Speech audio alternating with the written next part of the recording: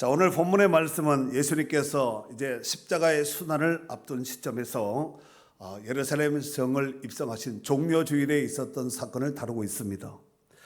예수님의 예루살렘 입성은 온 인류의 제물 되시기 위해서 우리와 같은 똑같은 몸을 입으시고 이 땅에 오셔서 이제 마지막 한 주간을 보내는, 공생의 마지막 한 주간을 보내는 첫 단추라고 볼 수 있겠습니다. 당시에 이스라엘 민족의 유대인들은 로마의 압제 아래에 있었기에 자신들을 정치적으로 해방해 줄 강력한 통치자, 지도자를 간절히 기다리고 있던 그런 상황이었습니다. 그런데 마침 유대인들의 큰 명절인 유월절을 맞이해서 예루살렘에는 지금 수많은 순례객들이 운집되어 있는 이런 상황이었는데, 운집될 수밖에 없는 그 상황은 유월절, 칠칠절, 초막절, 이 1년에 이 세 절기가 되면은 본토민뿐만 아니라 외국에 나가 있는 디아스포라까지 다 예루살렘으로 운집을 했습니다. 예수님 당시, 그러니까 예수님께서 오늘 예루살렘을 입성할 당시에 보통 때 예루살렘의 인구가 어느 정도냐면은 3만에서 5만 명 정도, 많으면 8만 명까지 수용이 가능하다는 거예요. 그러니까 예루살렘 성이 아무리 크지도 않지만 그 안에 집이나 식수나 식당이나 먹을 수 있는 어떤 여러 가지 그 부대 시설이 있어야 되지 않겠습니까? 많이 최고 포화 상태 되면 8만 명까지 수용이 가능한데, 1세기 당시에 유명한 역사학자인 요세푸스에 의하면은 이때 당시에 사람들이, 예루살렘의 순례객들이 얼마나 많은 사람들이 운집했냐면은 270만 명 정도가 운집을 했다는 거예요. 여러분 생각을 해보세요. 보통 평상시가 3만에서 5만, 많으면은 8만까지 수용이 가능하는데 270만 명이면은 10배 정도, 평상시에 10배 정도 많은 숫자가 늘어난 거예요. 그러니까 우리가 지금 이런 살고 있는 상태에서 10배가 많아졌다. 배도 많은데 10배가 많아졌다. 그야말로 인산인해를 이루고 있는 이런 상황이 아니었겠나 싶습니다. 더욱이 이런 인산인해 분위기 속에서 예수님이 아마 로마로부터 이스라엘을, 유대민족을 로마의 압제에서 구원할 강력한 통치자, 메시아일 것이다, 이렇게 생각을 하고 예수님이 어린 나귀 새끼를 타고 예루살렘을 입성하는 그 상황은 그야말로 흥분의 도가니가 되지 않았을까 싶습니다. 예수님의 예루살렘 입성은 유대인들이 생각했던 것처럼 로마의 압제로부터 이스라엘을 해방시키기 위해서 오신 분이 아니라 온 인류의 죄 문제를 해결하시기 위해서 십자가에 못 박혀 죽기 위해서 이 땅에 오신 것이 아니겠습니까? 일찍이 예수님이 탄생하기 전 약 한 500년 전에 예수님이 예루살렘 입성 당시에 어떤 상황으로 예수님께서 예루살렘에 입성하실 것이다, 이 예언하는 선지자가 있었는데 이름은 스가랴 선지자입니다. 스가랴서 9장 9절에 보면은 스가랴가 이미 예수님이 오시기 전에 이와 같이 예언의 말씀을 하셨는데 한번 읽어주세요. 시온에 따라 크게 기뻐할지어다. 예루살렘에 따라 즐거이 부를지어다. 보라, 내 왕이 내게 임하시나니 그는 공의로우시며 구원을 베푸시며 겸손하여서 나귀를 타시나니 나귀의 작은 것 곧 나귀 새끼니라. 아멘. 지금 예수님이 오시기 전 500년, 약 500년 전에 기록한 스가랴 선지자에서 기록한 말씀입니다. 자, 그런데 이 구약의 관점으로 본다면 아직 예수님이 오시지 않은 거잖아요. 스가랴 선지자의 관점에서 본다면 이 구약의 관점으로 봤을 때 이 말씀은 장차 오실 메시아로 오실 분은 세상의 왕들이 전쟁을 위해서 군마를 타고 힘있게 입성하는 것과는 대조되게 평화의 왕, 겸손한 왕으로 오실 것을 이미 스가랴 선지자가 예언을 했습니다. 한편 유월절에 수많은 순례객들은 이제 예수님이 어린 나귀 새끼를 타고 예루살렘 성을 입성할 때 자기네들의 겉옷을 나귀 새끼 등에다가 갖다가 올리고, 또 예수님이 나귀 새끼를 타고 예루살렘 성을 입성하는 그 길 앞에다가 옷을 쫙 깔아놓고 이제 길을 예비했고, 종려나무 가지를 꺾어가지고 흔들면서 호산나 호산나 다윗의 자손으로 오시는 메시아를 하면서, 메시아여 하면서 호산나 호산나를 외쳤습니다. 그들은 예수 그리스도로 말미암아 누려질 구원인 죄로부터 해방된 영원한 생명을 아직 완전히 깨닫지 못하고 이해하지 못하고 수많은 인파 속에서 사람들이 호산나 호산나 외치니까 함께 군중심리에서 같이 종려나무 가지를 흔들면서 겉옷을 돌려서 팽팽 돌려가면서 호산나를 외치고 부르짖곤 했습니다. 자, 그렇다면 오늘 이 종려주를 맞는 저와 여러분들은 예수님의 예루살렘 입성을 어떻게 이해하고 맞이해야 될지 오늘 본문을 중심으로 말씀을 나누도록 하겠습니다. 자, 첫 번째, 예수님은 이 땅에 오심에 있어서 예수님은 겸손의 왕으로 오셨습니다. 5절 말씀에 보면은 이런 말씀이 있죠. 시온의 딸에게 이르기를 내 왕이 내게 임하나니 그는 겸손하여 나귀 곧 멍에 매는 짐승의 새끼를 탔도다 하라 하였느니라 그랬습니다. 그는 뭐하여서? 겸손하여 나귀도 아니고 나귀 멍에 매는 나귀 새끼 짐승의 새끼를 탔다는 거예요. 네. 당시 왕이나 개선 장군이 전쟁에서 큰 승리를 하고 돌아올 때는 말을 타고 화려하게 황금마차를 꾸며서 위험 있게 입성을 했습니다. 하지만 예수님의 예루살렘 입성은 어린 나귀 새끼를 타고 입성하셨습니다. 이런 일은 우연으로 어쩌다가 말이 없어서 나귀를 탔는 것보다 이렇게 해석하면 안 되고 일찍이 아까 스가랴서 9장 9절에 기록된 말씀과 같이 이 예언의 말씀을 이루기 위해서 예수님이 어린 나귀 새끼를 타고 예루살렘의 성을 입성하신 것입니다. 동시에 예수님의 왕 되심은 세상 방식으로 오신 것이 아니라 무슨 왕으로 왔다고요? 겸손의 왕으로. 예. 세상 왕은 사람 위에 군림하고 다스리기 위해서 이 땅에 존재하지만 예수님은 사람들을 섬기기 위해서 겸손의 왕으로 이 땅에 오셨다라고 말씀하고 있습니다. 자, 두 번째로 수많은 무리들이 종려나무 가지를 꺾어서 흔들면서 호산나를 외치며 예수님을 환영했지만 정작 그들은 예수님의 정체성, 예수님이 누구신지에 대해서 정확하게 알지 못했습니다.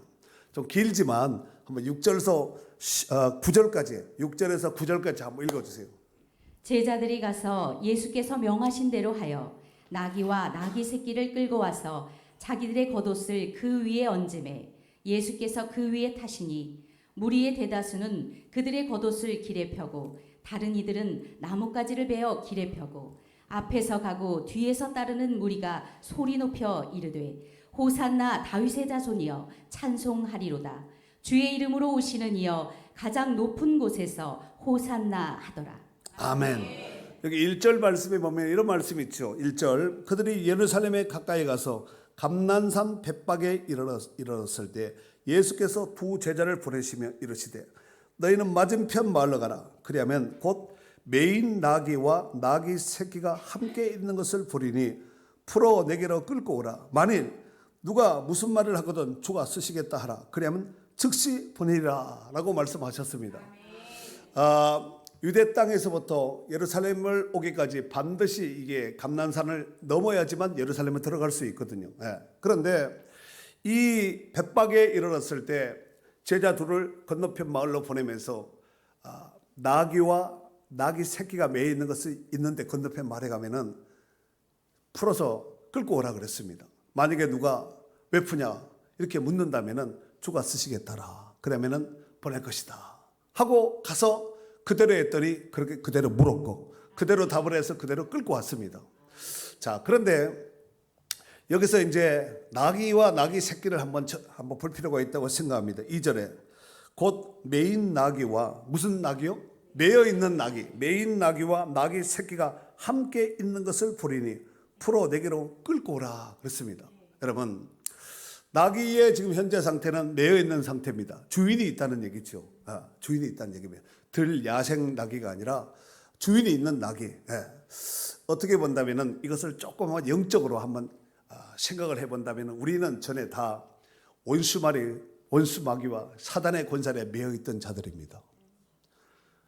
그래서 우리 예수님이 오셔서 죄와 사망 가운데 매여 있는 우리를 풀어서 끌고 하나님의 자녀로 하나님의 백성으로 불러서 세워준 줄 믿습니다. 자, 그리고 이제 나귀와 나귀 새끼를, 나귀 새끼만 왔을까요? 나귀 애미도 왔을까요? 예? 나귀만 풀어왔을까요? 나귀 새끼만 풀어왔을까요? 성경에 나와 있잖아. 금방 6절 제자들이 가서 예수께서 명하신 대로 하여, 그다음 7절 나귀와 나귀 새끼를 끌고 와서, 나귀와 나귀 새끼, 나귀도 오고 나귀 새끼도 오고. 그러니까 잘못 읽으면 마귀와 마귀 새끼로 해서 졸지 마요. 졸면 안 돼요. 나귀와 나귀 새끼니까 아마 나귀 애미, 아버지는 아니겠죠. 나귀와 나귀 새끼를 끌고 와서 사람들이 자기들의 겉옷을 그 위에 얹었다 그랬습니다. 그리고 예수님을 그 위에다가 예수님이 그 위에 탔다 그랬습니다. 그리고 8절에 보니까 겉옷도 펴고 나무가지를 베어서 길에 펴고, 그러니까 겉옷만 편 게 아니라 종려나무 가지를 꺾어가지고 길 가는 쫙 이렇게 폈다는 얘기죠. 이것은 왕의 입성을 환영하는 마치 레드카펫을 깐 것 같이 그렇게 갈았다, 이렇게 생각하시면 좋을 듯 싶습니다. 그런데 우리 성경에 보면은 이스라엘 상징하는 여러 나무가 있는데 그 중에 하나가 종려나무가 있습니다. 종려나무의 특징은 번성입니다. 종려나무 열매가 얼마나, 열매가 요만한 열매가 대추야, 이게 어마어마하게 열리거든요. 이게 이제 농익어 버리면은 꿀같이 떨어집니다. 쫙 꿀같이. 그래서 젖과 꿀이 흐르는 가나안 땅 할 때 그 꿀을 얘기하는 거예요. 종려나무 열매에서 떨어지는 그 꿀을 얘기하는 거예요. 이게 농익어 버리면 기름 막 꿀처럼 막 줄줄줄줄 흘러버리는 거예요. 그리고 제가 언제 한번 성지순례 가서 여러분 대추의 아자 열매, 우리나라 대추보다 이만큼 큰 대추의 아자 열매 먹도록 다 한번 정신에 한번 풀었지요. 한 2번 푼 것 같은데. 대추의 아자. 달콤하고 너무 맛있지요. 우리나라 대추보다 훨씬 왕대추보다 더 큽니다. 왕대추보다 더 크니까 황제대추 정도 되지 않을까. 막 이만하니까. 그래서 빨갛게 우리 그냥 보면은 마치 대추 같은데 대추보다는 훨씬 더 큽니다. 자, 그래서 이제 겉옷을 펴고 또 종려나무 가지를 베어서 그 위에 깔고 앞에서 가고 뒤에서 따르는 무리가 소리를 쳤다는 얘기, 소리를 높였다는 게 큰 소리를 쳤다는 얘기가 아니겠습니까? 뭐라 그랬어요? 호산나 다윗의 자손이여 찬송하리로다. 주의 이름으로 오신 이여 가장 높은 곳에서 호산나. 저는 이렇게 점잖게 했지만 막 흔들면서 호산나, 가지가 크니까 막 흔들면서 이렇게 호산나를 외쳤겠죠. 이 호산나라는 이 뜻은 지금 우리를 구원해 주세요, 이런 뜻을 가지고 있습니다. 히브리 말로는 호시아나, 호세아가 구원자라는 뜻인 거 여러분 아시죠? 눈의 아들 여호수아 호세아 있잖아요. 호세아 구원자라는 뜻이거든요. 호시아나, 히브리 말로 호시아나라 쓰는데 호시아나는 호시아 플러스 나입니다. 호시아는 구원해 주세요. 나 지금 당장 우리를 구원해 주세요. 그러니까 이 예루살렘의 순례객들, 유대인들은 지금 현재 구원해달라는 이 말의 뜻이 로마의 압제로부터, 로마의 통치로부터 지금 우리를 강력한 지도자가 돼서 우리를 살려내고 독립하고 건져내주세요. 지금 그 얘기를 하고 있는 거예요. 예수님의 예루살렘의 입성과 유대인들이 생각했던 예수님을 바라봤던 그 관점이 서로 핀트가 뭔가 좀 안 맞는다는 이런 뜻을 여러분 눈치채셨지요? 사랑하는 성도 여러분, 우리의 신앙은 어떤 것 같습니까? 혹시 오늘 본문에 예수님을 환영했던 인파들, 이 순례객들처럼 내 뜻대로 뭔가가 될 것 같은 이런 느낌이 올 때는 호산나 호산나 외치지만 조금만의 핀트에 빗나가고 기도가 응답이 빨리 째깍째깍 되지 않고 내 뜻대로 되지 않으면 어떻게 될까요? 당장 십자가에 못 박고 당장 죽어야 된다. 이런 모습이 마치 우리의 모습이 되지 않을까. 한번 이런 모습을 보면서, 이 말씀을 보면서 우리를 볼 수 있는 기회가 되었으면 좋겠습니다. 자, 세 번째, 예수님만이 진정한 나의 왕으로 맞이하는 삶을 살아야 될 줄 믿습니다. 자, 10절과 11절에 보면 읽어주세요. 예수께서 예루살렘에 들어가시니 온 성이 온 소동하여 소동하여 이르되 이는 누구냐 하거늘 무리가 이르되 갈릴리 나사렛에서 나온 선지자 예수라 하니라. 아멘. 예수님이 예루살렘에 들어가니까 온 성이 소동했다는 거예요. 성이 막 들썩들썩하지 않았겠나. 막 인산인으로 밀리고 땡기고 하면서 이렇게 막 사람에게 막 밀려가는 거예요. 그러면서 사람들이 그러죠. 누구냐? 도대체 저분이 누구냐? 그랬더니 한쪽에서는 이 사람은 갈릴리 나사렛에서 온 선지자 예수라 그랬습니다. 여러분, 요 갈릴리 나사렛, 그 다음에 선지자 예수, 요것은요 한번 잘 생각해 볼 필요가 있습니다. 여러분, 예루살렘 도성 쪽에 사는 사람들, 쉽게 말해서 서울 사람들이 강원도, 그 다음에 강원도도 원주시, 춘천시 이 정도면 괜찮은데 다 산간 오지 같은데 밥도 쌀도 제대로 못 먹고 먹을 양식이 없어서 옥수수와 뭐 감자, 그 다음에 비탈해서 기계로 농사 짓지 못하고 쟁기로, 그리고 뻐국새 울고 막 이렇게 시냇물 마시고, 그 정도로 생각하는 이상으로 나사렛은 예루살렘 사람들이 봤을 때 그 정도의 촌뜨기로 봤습니다. 예수님의 별명이 뭐냐면은, 예수님 별명이 있었지요. 나사렛 사람입니다. 이 나사렛 사람을 조금 의역해서 해석하면은 촌놈이란, 나사렛 촌놈이란 얘기입니다. 강원도 촌놈, 나사렛 촌놈. 이 서울 사람들이 강원도 부자를 잘 모르는 것 같아요. 예. 그 서울 사람들 돈 많이 벌고 은퇴해가지고 다 어디로 가요? 강원도로 오는구나. 다 그렇지는 않지만, 예. 그래도 강원도에 더러 부자들이 있어요. 저희 아버지 동네도 영등포 그 세무서장 하셨던 분이 그 동네에 왔거든요. 몇 년 전에 벌써 한 10년 된 것 같아요. 그 더러 이제 거기서 건강을 해서 공기 좋고 물 좋고 사람 좋으니까 더러 아마 이렇게 골짜기에 박혀 있는데, 그래도 아직의 강남 쪽에 부자들이 많겠죠. 자, 그런데 오늘 갈릴리 나사렛에서 온 구원자 예수라고 하지 않고, 그리스도 예수라고 하지 않고 선지자 예수라고 말을 하죠. 여러분, 메시아와 선지자는 천지 차이입니다. 예를 들어서 엘리야는 선지자입니다. 엘리사도 선지자, 이사야도 선지자. 아까 스가랴서를 기록했던 스가랴 선지자라고 말하잖아요. 스가랴 구원자, 그리스도 이렇게 말 안 하잖아요. 그러니까 이런 거지요. 막 소리를 치면서 호산나하고 종려나무 거지 들고 휘바람도 막 불리면서 막 휙하고 이러면서 휙하고 그 사람들이 그런 특징을 가지고 있잖아요. 이제는 됐다. 로마의 앞제서부터 빠져나올 것이다. 해방될 것이다. 이런 어떤 감격 속에서 예수님을 바라보면서 지금 인파에 휩쓸려서 성 안에 지금 들어가는 거예요. 막 들썩들썩 하는 거예요. 그런데 호산나라고 소리를 치고 함께 종려가지를 흔들면서 휘바람도 불고 기뻐했지만 정작 예수님에 대해서 정확하게 알지 못하고, 야, 도대체 누구냐 묻지요.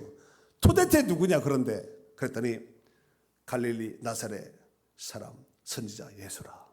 여러분, 예수님의 정체성을 정확하게 알지 못하면은 목수의 아들, 나사렛 출신, 뭐 별소리 다 할 수 있습니다. 예수님의 분명한 정체성은요, 그게 아니라 예수님은 이 땅에 그리스도라는 것은 구원을 위해서 기름 부으심을 받은 자, 구원을 위해서 하나님이 선택한 자라는 뜻이거든요. 그런데 과연 예수님은 그들이 말한 바와 같이 갈릴리 나사렛 출신 선지자 예수로 이 땅에 오셨을까요? 그렇지 않습니다. 오늘 이 비슷한 이제 서로 누구냐, 갈릴리 나사렛 출신 선지자 예수라, 이렇게 말했던 비슷한 내용이 마태복음 16장에 보면은 비슷한 내용이 있고 한 토막이 또 나옵니다. 예수님이 제자들과 함께 가이사랴 빌립보 지방을 도착했을 때 예수님께서 제자들이 물었습니다. 예수님의 인기는 막 하늘을 찌르듯 날마다 이렇게 가는 곳마다 예수 얘기하는 거지, 사람들이. 그런데 제자들에게 묻습니다. 사람들이 나를 누구라고 하느냐? 그랬더니 제자들이 이렇게 대답을 하죠. 예수님을 세례 요한이라고 합니다. 어떤 이는 엘리야라고 합니다. 어떤 이는 예수님이 눈물을 많이 흘리면서 기도했다고 해서 예레미야라고 합니다. 어떤 이는 선지자 중에 한 분이라고 말합니다. 이렇게 대답을 했습니다. 예수님께서 다시 제자들에게 묻지요. 재차 물으면서, 그렇다면 너희는 나를 누구라고 하느냐? 이랬더니 그 제자 가운데 베드로가 뭐라 그랬어요? 주는 그리스도시요 살아계신 하나님의 아들이십니다. 이것은요 100점이 아니라 아까 일부에 되겠는데 한 1억 점을 줘야 돼요. 혹시 점수에서 한 1억 점 받아보신 분이 있으세요? 그런 점수는 나오지도 않겠지만 1억을 곱하기 해줘도 정말 정말 예수님이 듣기 원했던 그 대답을 베드로가 딱 한 거예요. 그러면서 마태복음 16장 17절에 보니까 예수님이 베드로에게 이런 말을 하죠. 바요나 시마. 바요나라는 것은, 바라는 것은 우리 영어로 싼이라, 아들이라는 뜻이거든요. 요나의 아들 시모나. 그 아버지 이름 뭐예요? 그러니까 요나. 그 바디메오는, 바디메오의 아버지 이름 뭐예요? 디메오. 바디메오니까 디메오의 아들의 바는 아들이라는 뜻이거든요.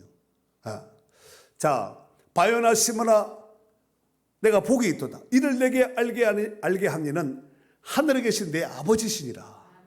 혈육이 아니라 하늘에 계신 내 아버지가 너를 알게 했다는 거예요. 그렇습니다. 예수가 그리스도이심을 믿고 알고 믿는 것은 하늘에 계신 아버지께서 알게 해 주셔야지만 알 수 있는 거예요. 예수 모르는 사람이 어디 있어요? 안 믿는 사람, 중도 스님도, 안 믿는 사람들도 예수를 다 알잖아요. 안 믿지만. 하늘에 계신 아버지께서 알려주시지 아니하면 알지도 못하고 알지 못하는 게 믿을 수 없겠지요. 오직 하나님께서 알게 해주셔야 되는 거예요. 누가복음 10장에 보면은 예수님이 70인의 제자를 파송하는 장면이 나옵니다. 예수님의 제자는 12인데 왜 70이 됐지? 그 사이에 전도해서 더 채웠나? 이렇게 하지 말고 예수님의 12제자는 아포스톨로스라는 단어를 씁니다. 오늘 70인의 제자 120문도는 마데타이라는 제자를 씁니다. 그러니까 우리는 아포스톨로스는 될 수 없지만 마데타이 제자는 될 수 있다는 얘기죠. 70인의 제자에게 능력을 줘서 성의 권능을 부어줘 가지고 이제 제자들을 파송하는 장면이 나옵니다. 그리고 전도 현장에서 가서 복음을 전하고 제자들이 와서 예수님께서 전도 보고를 하는 거예요. 그러면서 이런 말을 하죠. 주여, 주의 이름이면은 귀신들도 우리에게 항복합니다. 이렇게 전도 보고를 했습니다. 그랬더니 예수님이 귀신들이 너에게 항복하는 것으로 기뻐하지 말고 너희 이름이 하늘에 기록된 것으로 기뻐하라 그랬습니다. 그리고 성령으로 기뻐하시면서 이런 말씀을 하십니다. 천지의 주제이신 아버지요. 주제라는 것은 천지, 하늘과 땅의 주제라는 것은 주인이라는 뜻입니다. 주인. 하늘과 땅의 주인이신 아버지요. 이것을 지혜롭고 슬기 있는 자들에게는 숨기시고 어린아이들에게는 나타내심을 감사하나이다. 옳소이다. 이렇게 된 것이 아버지의 뜻이니이다 그랬습니다. 여러분, 세상적으로 똑똑하고 많이 배우고 나름대로 뭔가 먹물 들어가서 뭔가가 이렇게 있는 사람에게는 숨겼다는 거예요. 그런데 어린아이 같이 마음을 활짝 열고 받아들인 자들에게는 알 수 있도록, 깨달을 수 있도록 길을 열어줬다는 거예요. 이것이 바로 아버지의 뜻이라는 겁니다. 욥기 32장 9절에 보면은 어른이라고 지혜롭거나 노인이라고 정의를 깨닫는 것이 아니라 그랬어요. 나이가 많다고 해서 진리를 다 깨닫고 어른이라 해가지고 연륜이 많다 해가지고 진리를 다 깨닫 아니에요. 성령께서 깨달아 알 수 있도록 지혜를 열어줘야 되는 거예요. 이걸 활짝 열어줘야지. 그래서 어린아이들도 얼마든지 성령께서 깨달음을 주시고 길을 열어주시면 깨달을 수 있고 알 수 있다는 거예요. 고린도전서 12장 3절에 보면 또 성령으로 아니하고는 누구든지 예수를 주시라 할 수 없다고 그랬습니다. 성령께서 열어줘야 된다는 거예요. 우리가 주여 주여 하는 것도 주여 하면 되지요. 될 것 같지요. 말은 된다 할지라도 입의 주여지 마음의 주여는 절대로 될 수 없습니다. 사랑하는 성도 여러분, 오늘 종료주일은 저와 여러분들이 단지 예수님께서 어린 아기 새끼를 타고 많은 사람들의 인파를 헤쳐서 인파 가운데 예루살렘 성을 입성한 날이구나, 이 날만 이것만 기념하는 날이 아니라 예수님이 누군지를 믿음으로 정확하게 고백을 해야 됩니다. 그리고 결단하는 날이 되어야 될 줄 믿습니다. 그렇다면 질문하겠습니다. 여러분은 예수님을 누구라고 고백하고 있습니까? 아까 베드로는 저는 그리스도시요 살아계신 하나님의 아들이라고 그랬잖아요. 여러분은 그 똑같이 하면 베드로가 왜 내 따라 그럴 거 아니야? 왜 나 따라 하냐? 베드로가 기분 나쁠 수 있으니까 업그레이드를 하든가 뭔가를 해야 되지 않겠습니까? 베드로는 주는 그리스도시요 살아계신 하나님의 아들입니다. 이렇게 고백을 했어요. 그렇다면은 저와 여러분은 그 예수님에 대해서 뭐라고 고백을 해야지 될까요? 찬송가 96장 아까 찬송했죠? 제목이 뭐예요? 예수님은 누구신가? 그 가사가 어떻게 돼요? 몇 절이 있어요? 몇 절? 4절. 눈치라도 좀 있든가. 몇 절까지 있다고요? 4절. 각 절마다 시작되는 그 첫 소절에 뭐가 있냐면은 예수님이 누구신가? 그래서 주제예요. 아까 찬양을 했으니까 가사만 한번 제가 읊어보도록 하겠습니다. 가사만 한번 띄워줄 수 있어요? 네.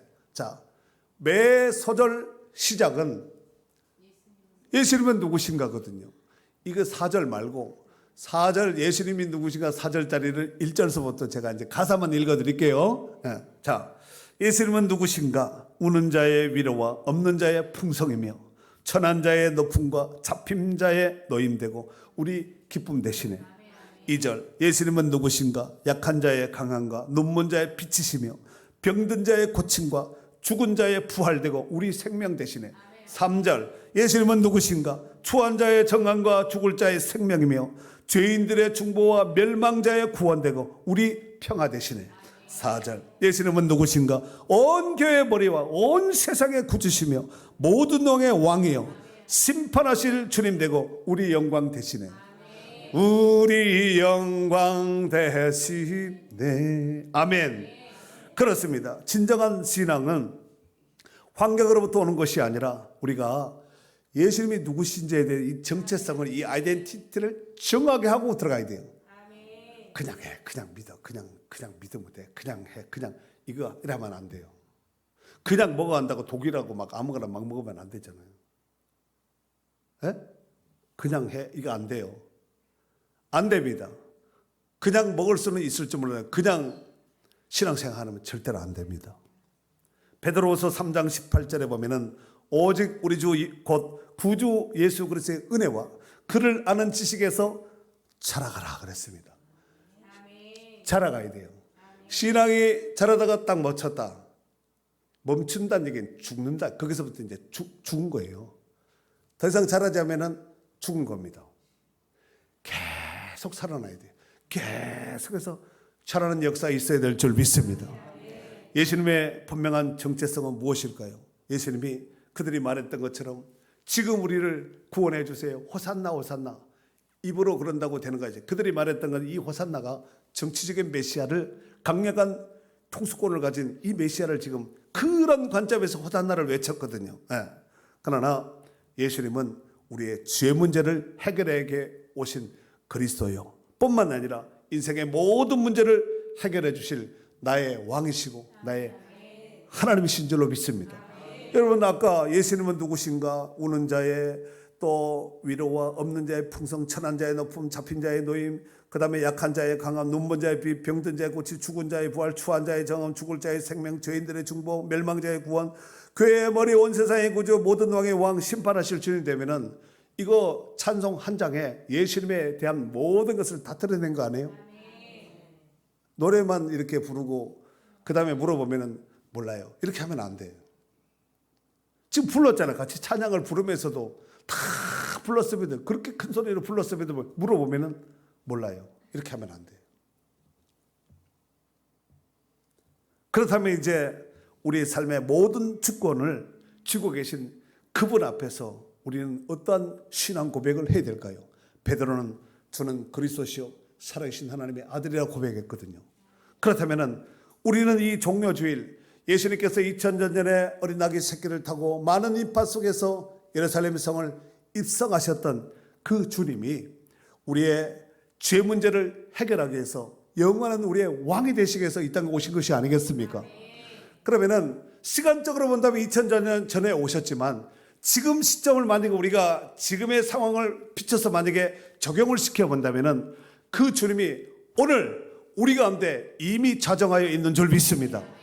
그렇다면 이제 우리는 우리의 삶의 진정한 왕으로 예수님을 모신 자답게 살아야 되지 않겠어요? 남은 육체의 삶 그냥 살면 안 되고 주의 나라와 주의 영광을 해서 존귀하게 쓰임받을 수 있는 축복된 그러한 권속들이 되어야 될 줄 믿습니다. 주님을 왕이라고 고백한 사람이면 우리는 그분의 자녀이기도 하고 백성이겠죠. 주님은 나의 왕입니다. 나의 구주입니다. 나의 왕입니다. 이래놓고 전혀 딴짓하면 안 되잖아요. 주님은 나의 구주고 나의 왕입니다 하면은 구주, 나를 구원하신 그 구주라면은 나는 그분의 자녀답게 백성답게 살아야 되잖아요. 그분이 나의 왕이라면은 우리는 그분의 백성이잖아요. 그 왕의 자녀의 백성이 아닙니까? 그 주님이 뭐라 그러면은 순종하고 말을 들어야 돼요. 구주입니다, 왕입니다 해놓고 전혀 다른 거 왕과 구주와 상관이 없이 살면 안 된다는 거예요. 여러분, 이번 한 주간은 예수님이 온 인류의 죄 문제를 위해서, 저 여러분의 죄 문제를 해결하기 위해서 십자가를 지시기 위한 고난의 길을 걸으신 고난 주간입니다. 고난 주간. 사순절 가운데 고난 주간인데 내일부터 이제 사순절 특세를 할 거예요. 아, 긴장하시네. 그 고난 주간 특세를 할 거예요. 그러면은 구주입니다, 왕입니다 이래놓고 주님과 전혀 상관이 새벽기도 안 나고 이러면 돼요, 안 돼요? 제가 말하는 의중을 알면은 참 복된 자예요. 아, 구주라면서 나의 왕이고 난 그분의 백성이라면서 자녀라면서 그러니까 말 안 듣는 자녀, 불효자, 성도 이래 되면은 될까 안 될까요? 아, 대답을 왜 안 해, 조용히 집사님? 그렇게 조용하게 있으면 되겠어요? 대답하려고 그랬는데 한 번만 더 물으면 대답하려고 그랬는데 아, 그래요. 해야 되겠어요, 안 해야 되겠어요? 아, 입이야 말이야 뭐 하기도 하고 하늘의 별도 따지. 나와야 되네, 나와야지. 하면 됩니다. 지금 우리 총회에서, 영안교회에서, 한국교회가 다 작은, 큰 교회는 끄떡 없어. 뭐가 어디 끄떡 없는데 작은 교회는 코로나 이후에 막 10,000교회가 10,000교회 이상, 어떤 분은 15,000교회가 문 닫았다 그래요. 옛날에 60,000교회 이랬거든요. 지금 50,000교회 또 안 된다 그래요. 옛날에 우리나라가 4명 중에 1명, 1,200만 명 그리스도인, 크리스찬이 1,200만 명, 지금은 700만 명도 안 된다 그래요. 700만, 750만 막 이렇게 해야 되겠어요. 실질적으로 또 털어보면 500만도 안 될 것 같아요. 나이롱들, 가짜 짬뽕들 이런 사람들 많잖아요. 비스무리한 짝퉁들 많잖아요. 진짜를 얘기하는 거예요. 걸러서 털어내면 반 차닥도 안 될 것 같아요. 그래서 허물어가 적어놓은 한국교회를 안타깝게 얘기해서 그 교회도 큰 교회거든요. 10,000명 이상 모이는 교회입니다. 그런데 자기 교회 지려고 돈 모아놨던 거 풀어가지고 50억을 풀어버린 거예요. 그래서 한 교회당 조금만 이렇게 밀어주면은, 조금만 지원하면은 부흥할 수 있는 이런 교회 50교회를 선정해서 선정이 되면은 1억씩 준다는 거예요. 우리 교회도 저도 1억 프로젝트에 자료를 넣습니다. 지난 주간에 보내서 넣었는데 발표는 5월 달에 발표됩니다. 돈만 1억이 아니라 그 교회에서 여러분 1억이 뭐 큰 교회에서 뭐 부자가 1억이 뭐 돈인가 이렇게 하겠지만 1억 벌려고 한번 해보세요. 1억 한번 벌려고 하면은 한 달에 10만 원씩 넣으면은 적금 들면은 몇 년이 걸리겠어요. 어떤 사람은 죽을 때까지 넣어도 1억 못 벌어요. 그 큰 금액이에요. 그런데 지속 가능한 부흥할 수 있는 조금만 이렇게 힘 받쳐주면은 일어설 수 있는 이런 교회 50교회, 우리 교단파나 모든 교파를 초월해서, 교단과 교파를 초월해서 문을 탁 열어놔버린 거예요. 그래서 저도 도전했습니다. 되고 안 되고는 하나님의 절대 주권 가운데 있지만 저는 됐으면 좋겠어요.